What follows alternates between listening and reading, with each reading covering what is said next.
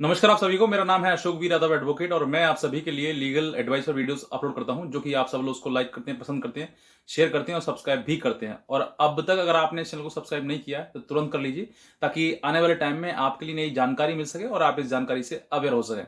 तो बहरहाल आज हम बात करते हैं कि हमारे जो सब्सक्राइबर हैं उन्होंने काफ़ी हमसे बार एक सवाल पूछा है कि सर अगर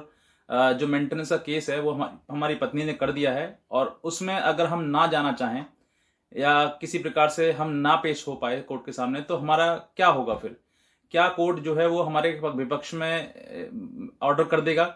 हमें मेंटेनेंस देना होगा या नहीं देना होगा? ऐसे कई पहलू हैं जिन पर आज मैं बात करूंगा और आपको बताऊंगा कि कोर्ट में अगर आप पेश नहीं होते हैं तो आपके खिलाफ कोर्ट क्या क्या एक्शन ले सकता है। तो इन्हीं सभी बातों के साथ में आपको वीडियो पूरा देखिएगा जरूर, क्योंकि छोटी छोटी बातें होती हैं कानून में, बहुत बहुत छोटी बारीक बारीक चीजें जो होती हैं वही सबसे ज्यादा इंपॉर्टेंट होती है, वही पूरा केस को इधर डिसाइड करा देती हैं, या फिर आपके पक्ष में आता है फिर विपक्ष में आता है। तो वही चीजें हैं, इसलिए मैं कहता हूं आपको इस वीडियो को पूरा देखिएगा और तुरंत जो लाल रंग का बटन है तुरंत प्रेस करिएगा, ताकि और भी लोग इस चीज से जागरूक हो सकें और भी अपने जीवन में इन सब चीजों का बातों का ध्यान रख सकें। तो अब बात करते हैं कि सेक्शन 498A के बाद आपकी पत्नी जो है वो आपके ऊपर मेंटेनेंस का केस करती है। मेंटेनेंस केस इसलिए करती है कि उसको खर्चा चाहिए, तो फिर कहीं ना कहीं जो उनका वकील है या उनका घर परिवार उनको ये समझाता है कि अब उसकी जब कमर टूटेगी तो उसको पैसा देगा, तो फिर वो उसको दिक्कतों का सामना आएगा, तो फिर उसको जो उसने मुकदमे करे हैं, केस करे हैं, उनकी वजह से वो माफी मांगकर उसको घर से ले जाएगा। कुछ महिलाओं का ये सोचना होता है,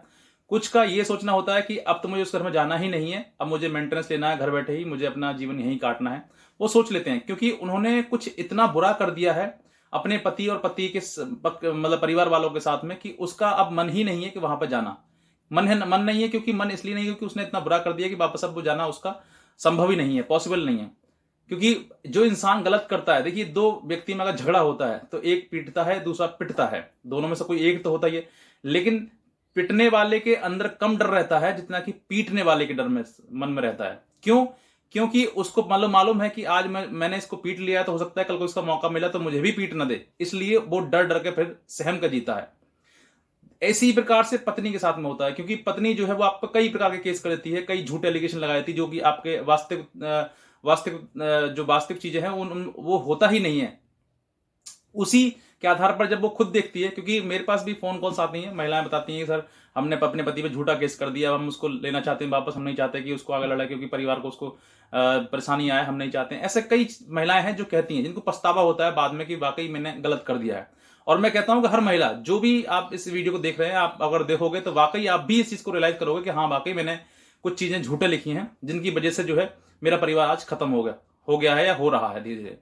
तो ये चीजें जो है आपको मानसिक रूप से, आपको तो देखिए, आपको तो ये लगता है इस समय आपको गुस्सा आती है, जिस समय आपके परिवार में, आप जहां ससुराल में है वहां आपके मन के अकॉर्डिंग चीजें नहीं होती हैं, आप जैसा चाहती हैं वैसा नहीं होता है, तो फिर आपको बहुत ज्यादा क्रोध आता है, गुस्सा आता है, और उस गुस्से में जो है वो आप किसी प्रकार से वहां से आप चली जाती हैं अपने मायके, और मायके जाने आने के बाद जो है फिर आपको लगता है कि अच्छा मेरे साथ ऐसा किया, मुझे इतना परेशान किया, ठीक है अब मैं भी करूंगी, तो आप फिर केस करते हैं। और जब आपके मन में ये बदले वाली भावना है, तो फिर जब आप बुरा करती है तो फिर पति भी आपके प्रति बुरा करना शुरू करता है, आपको छोड़ता है कि आप अपने घर ही रहो, फिर जब इतना मुकदमा तुमने कर दिया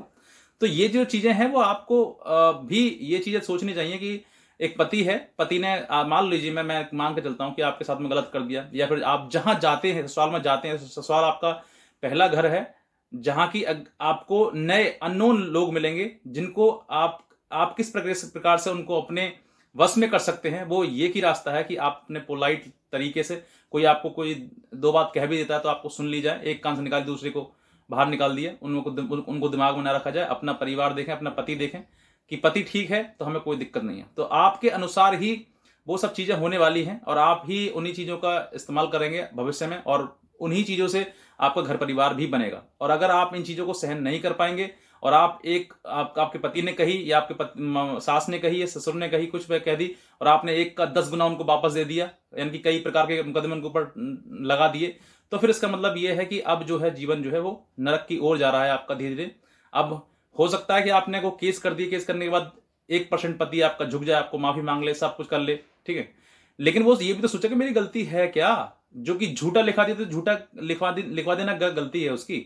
नहीं है ना। तो ऐसे चीज़ों पर आपको विशेष रूप से ध्यान रखना है, क्योंकि मेरे पास भी महिलाएं फ़ोन करती हैं, बोलती हैं सर कि हमने मतलब अपने पति पे झूठे मुकदमे लगाए हैं, ये बात सही है, लेकिन हम उसको अब वापस लेना चाहते हैं। तो अब वापस लेना चाहते हैं तो देखो, वो जो चीज़ें गलती हो गई आपसे, अगर उनको किसी प्रकार से सेटलमेंट कर सकते हैं आप, तो आप ही कर सकते हैं और कोई नहीं है। कहते हैं ना कि अपने पैर का काँटा खुद ही निकालना पड़ता है, खुद ही निकाल सकते हैं। तो दूसरे तो निकालेंगे नहीं आपका, लेकिन आपको ही निकालना है। किस तरीके से निकालना है, आपको समझना है वो। लेकिन मैं आपसे अब ये बताता हूँ कि कोर्ट में जैसे मान लो पत्नी जो है आपके ऊपर सेक्शन 498 ए केस कर देती है, और केस करने के बाद जो है आप उसमें परेशान होते हैं, काफ़ी बेल वगैरह करानी पड़ती है, बहुत लंबा प्रोसीजर है उसके लिए, जो आप उसको महसूस करते हैं, उसको झेलते हैं पूरे प्रक्रिया को। दूसरा, उसके बाद जो है पत्नी जो है और ज़्यादा टॉर्चर करने के लिए, मतलब सेक्शन 498 में अगर आपको जेल नहीं गए, आप कोई परेशानी नहीं आई, आप आराम से आपने बेल करा लिया, आप अपने घर हैं और कोई दिक्कत नहीं है, तो फिर अब एक और केस आएगा आपके ऊपर जो कि मेंटेनेंस सेक्शन 125 सीआरपीसी के तहत। इसमें जो है पत्नी जो वो खर्चा मांगती है आपसे कि मैं अपने घर रह रही हूँ और मुझे इस तरीके की मारपीट के घर से निकाल दिया है, और अब मुझे खाने तक के मेरे पास पैसे नहीं है, तो मुझे मेरे पति जो कमाते हैं, अगर वो 1000 रुपये कमाता है तो सीधे वो लाख रुपए कमाता है, ये लिखवाती हैं, और उसमें से मुझे खर्चा दिया जाए। तो ये जो खर्चा है वो आप मांगते हैं, डिमांड करते हैं। अब इसमें पति के पास एक सम्मन जाता है, मतलब कोर्ट से एक नोटिस टाइप जाता है, जिसमें कि ये बताया जाता है कि आप इस तारीख को इतने समय पर इस कोर्ट में अपीयर हों, और आपकी पत्नी, यानी कि उसमें सम्मन का बाकायदा नाम लिखा होता है। मान लीजिए कि किस लड़की का नाम होगा पहले, और उसके बनाम वर्सेस जो है वो लड़के का नाम होगा।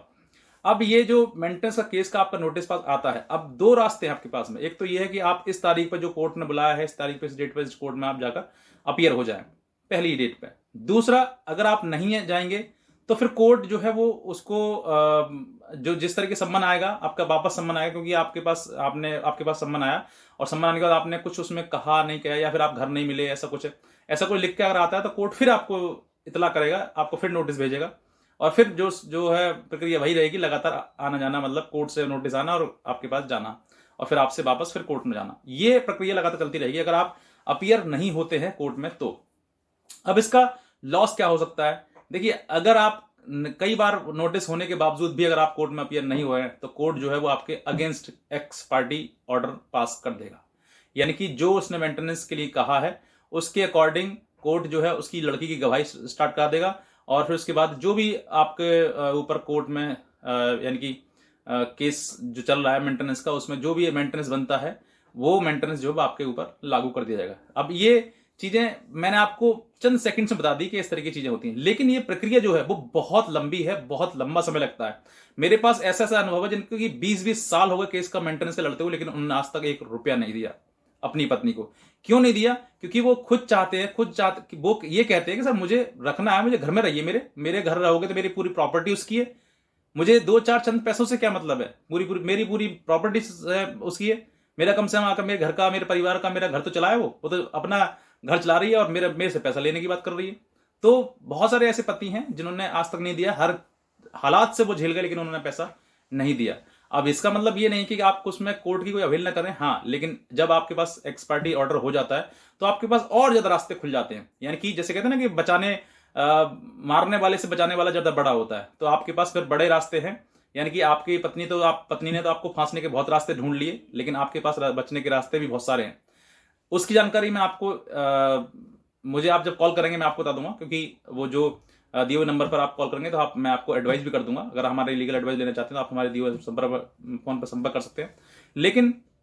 उससे आपके पास रास्ते ये हैं कि आप सेशन कोर्ट में भी जा सकते हैं, आपके पास फिर हाई कोर्ट का भी रास्ता है। ऐसे कई हैं जो कि आप फंडामेंटल राइट्स अगर आपके कहीं पे वायलेट होते हैं तो वहां पर भी आपको, क्योंकि एक हर व्यक्ति को अकॉर्डिंग टू द कॉन्स्टिट्यूशन आपके लिए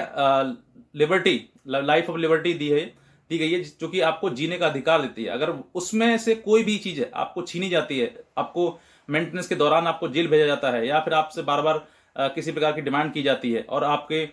ऊपर कई प्रकार के एलिगेशन लगाए हुए हैं, तो फिर आपका वो फिर उसको आर्टिकल को नजर में रखते हुए आप बहुत सारी ऐसी चीजें हैं जो आप कर सकते हैं, जिनकी वजह से आप मेंटेनेंस से भी बच सकते हैं। तो ऐसी कई रास्ते हैं आपके लिए। लेकिन यहां पर आप जो है, जैसे मैंने बताया आपके लिए कि अगर आपके पास नोटिस आता है, आपके कोर्ट से सम्मन आता है, तो आपके पास दोनों रास्ते हैं। चाहे तो आप अपीयर हो भी सकते हैं, चाहे तो नहीं भी हो सकते हैं। दोनों रास्ते हैं कानून के। लेकिन अगर आप होंगे तो फिर देखिए कोर्ट जो है वो पूरा आपका दोनों का, लड़का लड़की दोनों का बात करके, मतलब दोनों की समझ करके कि आपका कितना कमाते हैं, लड़की कितना कमाती है, बहुत सारी चीज़ें जो है वो मैं इस पर आप एक वीडियो बनाऊंगा किस तरीके से आप इन चीज़ों को अपने साथ डिफेंस कर सकते हैं अपने लिए। लेकिन ये यहाँ पर जो है वो आप अपने दोनों की, आपकी, आप जब WS दाखिल करेंगे उसमें अपीयर होंगे तो एक WS यानी कि रिटर्न स्टेटमेंट दाखिल करेंगे, अपनी बताएंगे इसमें कि सर मेरी जो पत्नी ने इनकम बताई है वो इनकम झूठी है, मेरी एक्चुअल इनकम ये है। तब आप उस इनकम का, और जो लड़की ने बताया उस इनकम का लगभग कुछ भी, मान लो आपने लड़की ने बताया 1 लाख रुपए और आपने बताया 20,000 रुपए कमाते हैं आप, तो 20,000 का कुछ परसेंटेज जो है वो आपके उससे आपके अकॉर्डिंग जो है कोर्ट जो है वो बांध देगा। अब वहां पर जो है देखिए, अब यहां पर आप चले जाएंगे, हट जाएंगे, अब आप कोर्ट में आप, आपके ऊपर जो मेंटेनेंस बन गया है, अब आप देना चाहते हैं तो आप दें, नहीं देना चाहते हैं तो आप इसको भी चैलेंज कर सकते हैं सेशन कोर्ट में, उसके बाद हाई कोर्ट में, तो वहां से आपको कुछ ना कुछ रिलीफ मिलेगा, 100% रिलीफ मिलेगा। और ऐसा बिल्कुल नहीं है आप सोचें कि सर हमारी तो सुनी नहीं जाती है, सुनी जाएगी, लेकिन विद द एविडेंस। कोई भी चीज आपकी हो, आप कोई बात कह रहे हैं तो वो एविडेंस के साथ में कहें। ऐसे ही ओरल एलिगेशन लगाते रहेंगे तो देखिए, लड़की की तो ओरल एलिगेशन कोर्ट सुन लेता है, लेकिन लड़के की कोर्ट ओरल एलिगेशन नहीं सुनेगा। तो आपको जरूरी है कि हर बात का आपके पास एविडेंस रहना चाहिए, पहली बात। अब कोर्ट जो है वो आपका पूरा ब्यौरा देखते हुए,